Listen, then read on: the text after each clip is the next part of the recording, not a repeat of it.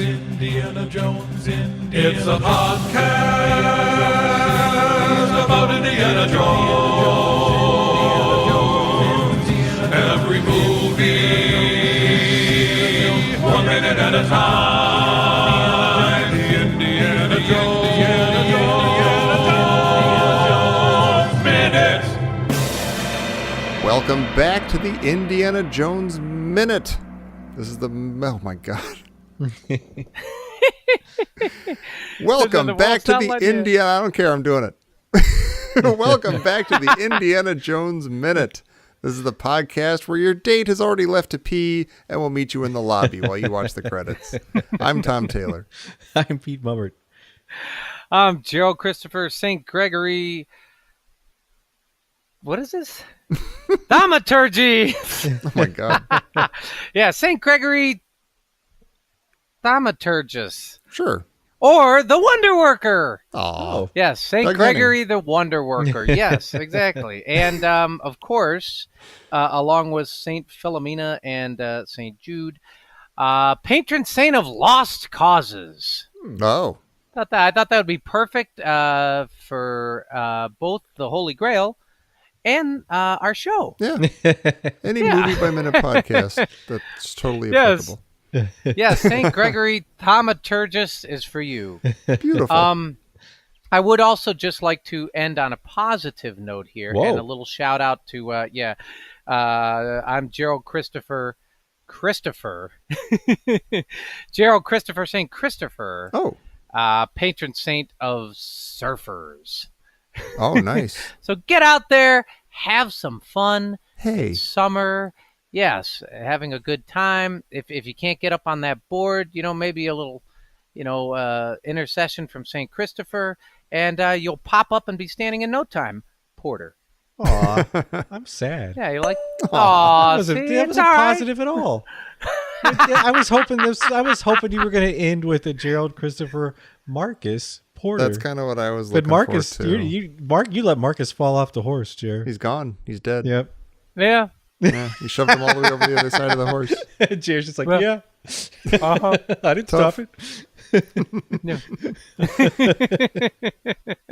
Well, guys, we are here for the final minute, but anybody there with your pause button in front of your VCR knows that this movie actually goes technically to partially 127 minutes, but we're wrapping it all up today because Pete gets anxious if we don't end on like an actual 5, base thing. So we're ending it on a Friday. This is minutes 125 to partial. It's a little bit of 127. This begins with the credit for costume supervisor, and it ends with the Paramount logo once again fading to black. I'm much more anxious that you laid the blame for our lacking final minute and a half on me rather than ending out of 5.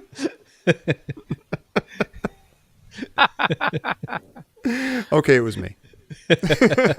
No, I just thought people would understand that. Easy shorthand, just tidy it up. Keep it nice and Well, crisp. no, also it's a Friday. There's still time to go off and go surfing. Yeah. Yeah, come on. Go Grab your St. rescue Christopher your buddy and Marcus. Yeah. I'd rather end on a Tuesday. It's Tuesday. Oh, the show's done. I guess I'll back to work.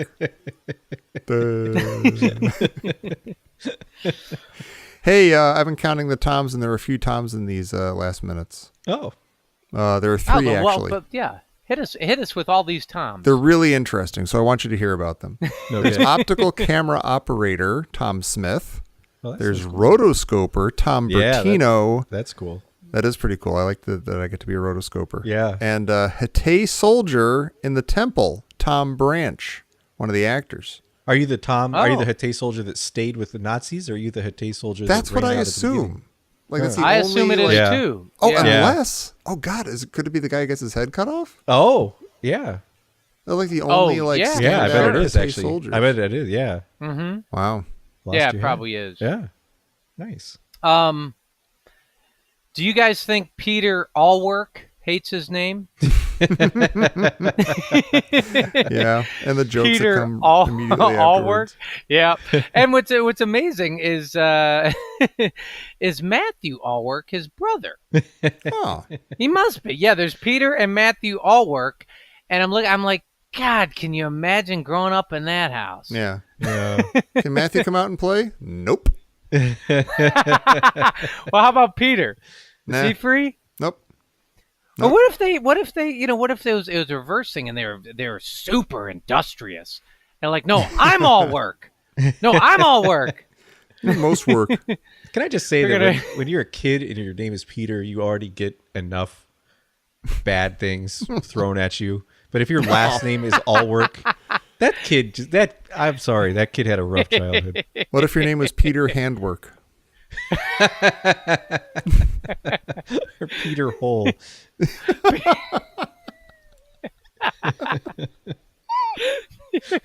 This feels like the last minute. It's, Peter Clapper. I think it's fun. Yeah. Yeah, it's good. Yeah. This We had a slumber couple of, party's coming to a screeching halt. Yep. Yep. We had a couple of animal trainers with good animal trainer names, I thought. Oh, Sled Reynolds and Boone Nar. Oh yeah. They just sound I like actually- Reynolds. animal trainers. I actually Boone I Nar. had him as one of my favorite complete sentences. Sled. Sled Reynolds. And along with that was Wendy Leach. That's a good one. Yeah, it was a good one. Just like the Is that the like verb when there. did he leech? It could be, or it could be like leech, like start leeching. Like for instance, say you're your partners in crime and you're embezzlers. Uh-huh. You Oh, say okay. like I thought I'm it going to was- stand guard, Wendy Leach. I thought it was like a medieval doctor, like a medical thing. Yeah. Oh, one of the no, that would work. Yeah, Wendy's the Work. nurse. Wendy, Leach. Scalpel. Wendy, Leach. Doesn't animal wrangler Corky Randall sound like he would have been an adorable child? Oh, absolutely. Corky. Yeah, but I Who's not gonna guarantee like he's a not. Corky? No, he's probably Cornelius. That's even better. That's I mean, right? Cornelius is awesome. Yeah. Well, if it was so awesome, why is he Corky? Yeah. Which reminds me, Cornelius. I believe there was a Saint Cornelius. I came across him. I didn't choose him, but I'll give him an honorable mention. I think he's one of those. I didn't know this, but Cornelius, I believe, is like an ancient Roman name. Yeah. He was one of those Romans who, That sounds like it. Yeah, it does. I should have known that. No, but I never even should've. thought of it. Yeah, Cornelius. Yeah. Okay. Uh-huh. Yeah, like Maximus Cornelius Corky. And I'm imagining he's like going into the gladiatorial ring. We want Corky. Give us Corky. We- Corky. Well, I did notice, and I asked this, I think several episodes ago, the Grail Knight is credited as the Grail Knight. Oh yeah. Yeah. Yeah, which Well, I what else wasn't would he be? sure how they're gonna. I don't know. They could have gone like Sir Richard or Yeah, Mortimer. What Richard Christy call him, the Mortimer? corky-hearted. Or the Yeah. delusional kook in the cave or Yeah. something. Or Yeah. yeah. Yep. Complete nutcase. Yep. What I don't understand, and I know there's an answer here, Mhm. but it's still kind of like it's weird. There is a guy who is quote young Henry. Yeah. I think that's the guy's arm when he's Yes. painting the Oh, that's illuminated. amazing. Yeah. Yeah, Yeah. That's it's, weird. and you're like that is, and there's also young Panama Hat. Yeah, that one because he's standing by You the see car. him. Yeah. Yeah, you see You him. do, but then I was like, so is he different than old Panama Hat? Yeah, I think I think he's a so. different actor. Yeah. I mean, it must be. Yeah. Yeah. We got some kind of funny business in the credits this time though, in the people credited as appearing in the movie. 'Cause Yeah. Frederick Yeager gets pretty high billing as the World War I ace, considering Oh, his right. part was almost completely cut. Mm-hmm. But then you get a couple of really weird ones. You get Billy J. Mitchell as Dr. Mulbray and Gerry Hart as Professor Stanton. And I did a little bit of research. These guys came from a scene that didn't even make one of the scripts that I saw. And I don't know if they filmed it or what it came from. Weird. Dr. Mulbray and Professor Stanton are walking down the hall in Barnett College and come up to Marcus and Indy. And Dr. Mulbray has, depending on where you look, either a Mexican ceramic statue, a fertility idol, or a fake version of the Cross of Coronado. And he asks Indy to date it. And this is right after Indy gets back from off the coast of Portugal. And Indy tells him it's a fake and breaks it in half right in front of him and shows him the cross section. Really? Oh, weird. Yeah, so it's almost so like foreshadowing that to would be like a callback with the Ming vase. Yeah, Oh, it's interesting. or a call forward. Yeah, Yeah. but it's not in any script I've seen, and I've never heard anything about. There is a picture of Dr. Mulbray, so I'm assuming they filmed it. Huh. That's really weird. Yeah, Yeah. I wonder how how does that get cut out of the movie, assuming they filmed it, but then they don't like fix it in the credits? That's weird. Unless there was like maybe when Billy J. Mitchell and Gerry Hart signed on, like one of the agreements in their contract was they'll be credited by name. Yeah. I don't know. They get all the Donkey Kong machines they can handle. They can Yeah. Mitchell joke. Yeah. King of Kong. Okay. My favorite credit in the in all the cast, obviously, you guys know, Gestapo. Mrs. Donovan is played by Mrs. Glover. Yeah. I like That's that. really nice. That's really Yeah. weird. Yeah, Nice. that's We noted cool. before that the woman who plays Mrs. Yeah. Donovan is Julian Glover's wife, and that's cool. It's just Yeah. Mrs. Glover. Yeah. It's a nice little touch. Nice It little is. thing. It is. And it's nice that Pat Roach made it in, even though he didn't really make it into the movie very much. Oh, he's You there. know what's interesting is he's Gestapo. Yeah.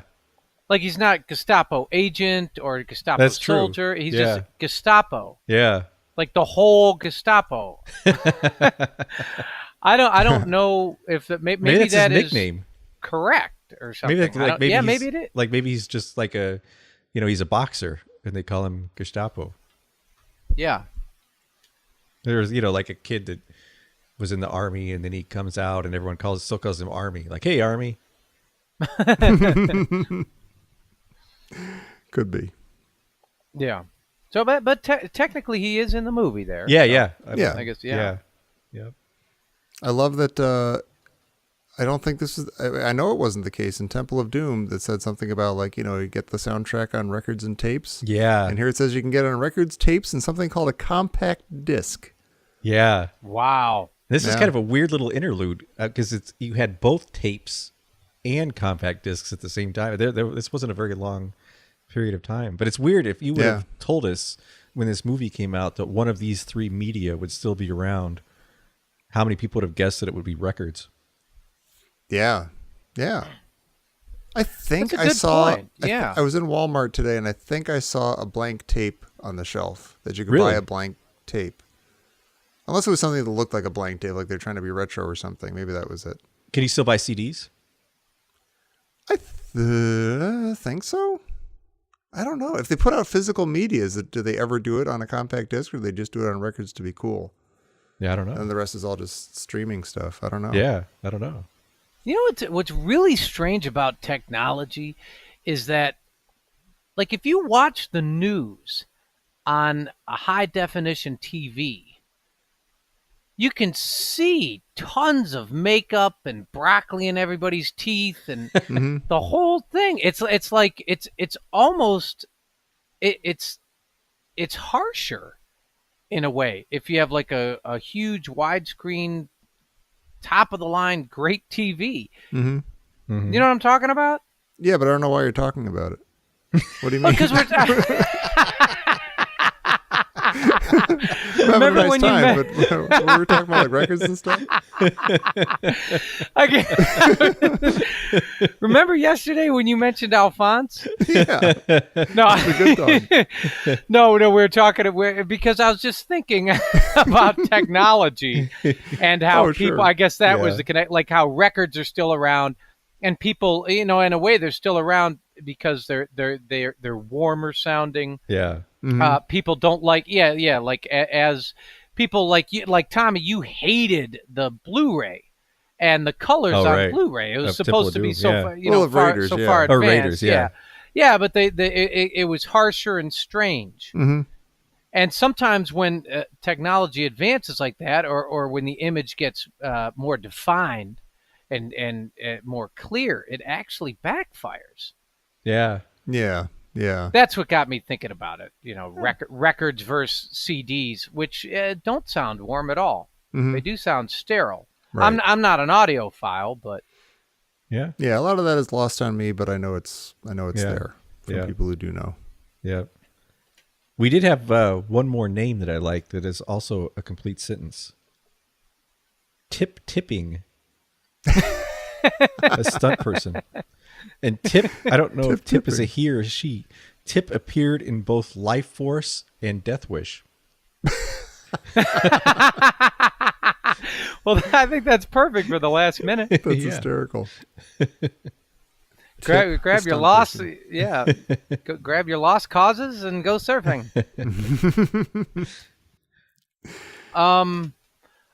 Well, Tommy, question for you. So this is the end of the Indiana Jones franchise. Yeah. How do you feel? What's your arc here?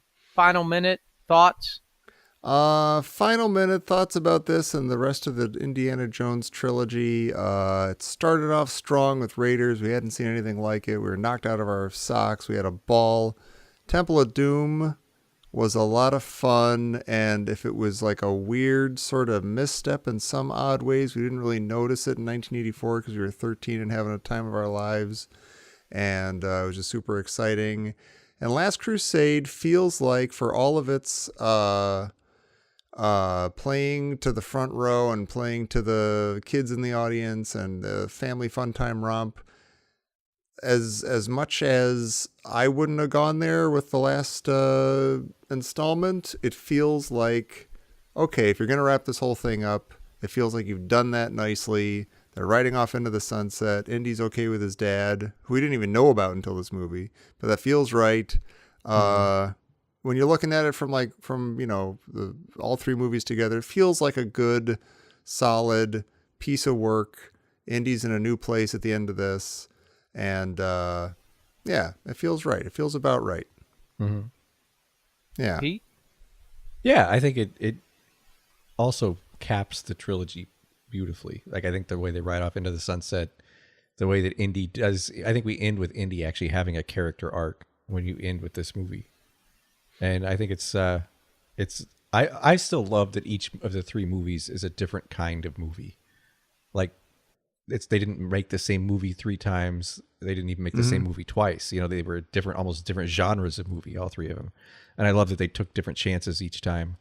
Yeah, I thought this was a very solid cap to the trilogy. I don't think it was as sublime as Raiders, but that was very solid. Yeah, I would say my brain agrees with you, Pete, when you say, that they made each movie differently. And J.W. Rinsler, I believe, mentioned that too. Mm-hmm. And I like that. I actually really do like that. I guess I'd say my heart agrees with you here, Tommy, that, I would have liked to have seen the last installment treated differently, but I do really, really like the final message here of, they let the Grail go and he goes off with his father. I mean, like, what's, the famous quote is, as you get older, you should be collecting fewer things and artifacts and collecting more experiences and putting more time into a relationship. And I actually think that's a great capstone to it. And it's an ironic twist for, an archaeologist and how we are introduced to him in Raiders. Well, I don't know if it's an ironic twist to an archaeologist, but it is to what Indy is, which is a grave robber. You're right. No, you're right. Yes. Yeah. And that they did that really well here, letting the Grail. As a matter of fact, the Grail is just, like we say, it's even just an afterthought. We don't even know if it even falls down. It's on a ledge somewhere, and no one even peeked around. No one even did that. Hey, is it still there? Yeah. It just the last shot. I couldn't even tell you the last time we see it. I think it's on a ledge somewhere, and that's it. Yeah. And I still hold it. That's a really gutsy way to end a giant budget action movie, where it ends with them not getting the pursuit, what they've been pursuing the whole movie. And that thing doesn't have like doesn't explode in a giant ball of fire or anything. It just sort of quietly disappears, and they realize they were looking for something else anyway. Yeah. I think that's really an unusual move for this kind of a movie. Yeah. It does work nicely. Yeah. And they make fun of Marcus. At the end of Temple of Doom, we talked about how it felt like you're sweating in the summer of 1984, and that was one thing we really enjoyed about it. Sort of like there's an emotional timbre there, just sort of reflecting on what it was like when we saw it. How do you feel about that now? Like at the end of this movie, like Temple of Doom was summer '84. What does this feel like? I think part of why it's easy-ish for me to accept this as more of a fun time romp and less, I'll just use the word serious than Raiders, is because like in 1989, you kind of had the sense, even as like what was I, 18 or something, I guess, like you had the sense that, well, I can't expect movies like Raiders or even Temple of Doom anymore. That the whole summer blockbuster thing has gotten to this point now where it's an expected thing, and there's a lot of kids involved and a lot of fun and romping and everything. And the people who made Raiders are not the same people who are making Last Crusade. I mean, they've aged and they're in different places in their lives. So it's easier for me to accept that I was expecting something different from the summer of '89 than I was from the summer of '84. And this fits in with that. And for the three of us, this was also kind of a transformational time. Like within a year or two of this, we would all three be going off to college, and like everything would be different. So this wasn't any longer like we're a little kid, awed by something we see on the big screen, where there's a lot more going on in our lives. And I think you approach a movie a lot differently at that point in your life. You guys want to go see a dead body?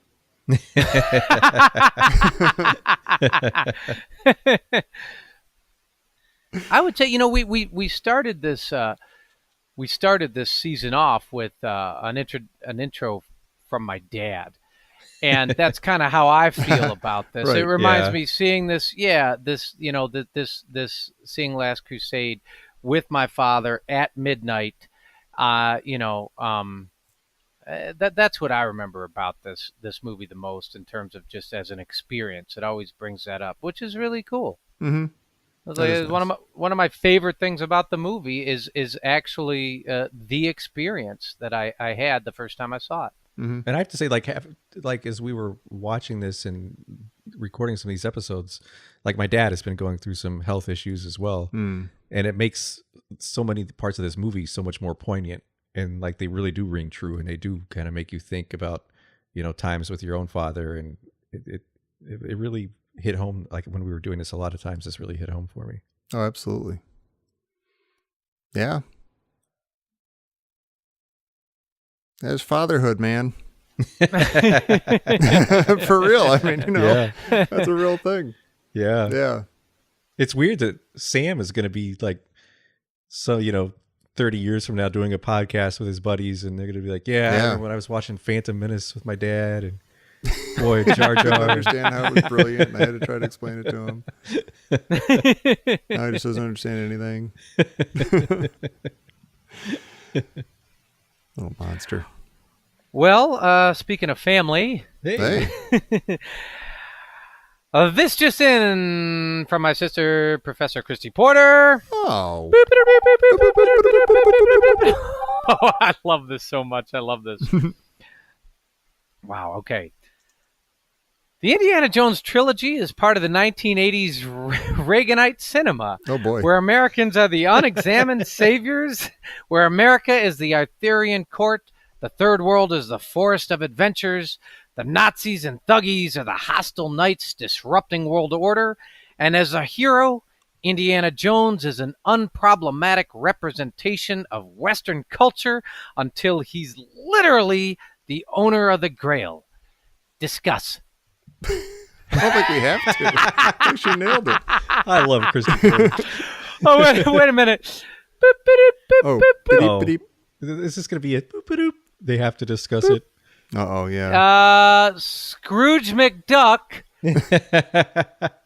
Pencils down. See you soon. That's perfect. Yeah. That was a good summation. I like that. Her take on the whole thing. That was I do good. too. That was very nice. Yeah. And I think it was very accurate as well.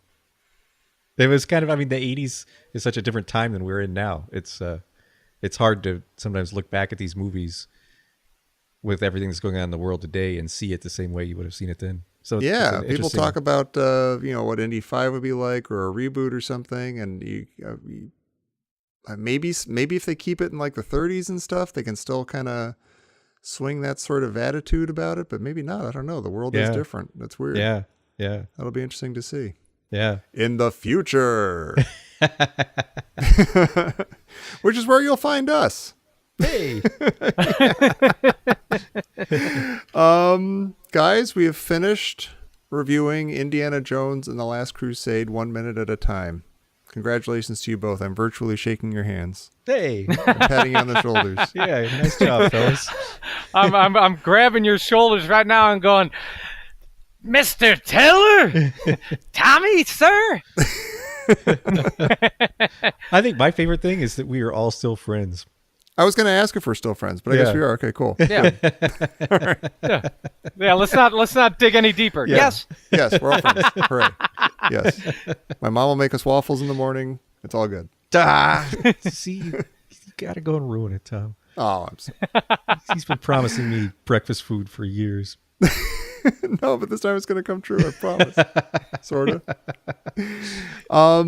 Listen, everybody, thank you so much for joining us on this insane journey. People keep asking, if you're not on the Facebook group Indiana Jones Minute and the Listener's Crusade, you might be missing the conversation where people keep asking us, hey, are you jokers going to do Crystal Skull? Are you coming back for Crystal Skull? Of course we are coming back from Crystal Skull, so don't worry. We will be back. We're going to take a little break, maybe even a big break. We're not sure. But in the meantime, the party goes on and continues over at patreon.com/Indiana Jones Minute. You can go over there, support the show with a recurring donation. And for that, you can get stickers, you can get postcards from us. But possibly most importantly, you can get continued bonus episodes of a show from us called Anything Goes, where we do the similar sort of treatment. Not minute by minute, but big chunk by big chunk of movies like E.T., Close Encounters, Jaws, some Indiana Jones comic books, Superman the movie. We're having a ball over there. The party continues. Just because we're done with this movie doesn't mean you can't hear us throughout the hiatus over there. So please join us over there if you can. And if not, take care. We'll see you when we come back for Indiana Jones and the Kingdom of the Crystal Skull here on the Indiana Jones Minute. Jones! Jones! Jones!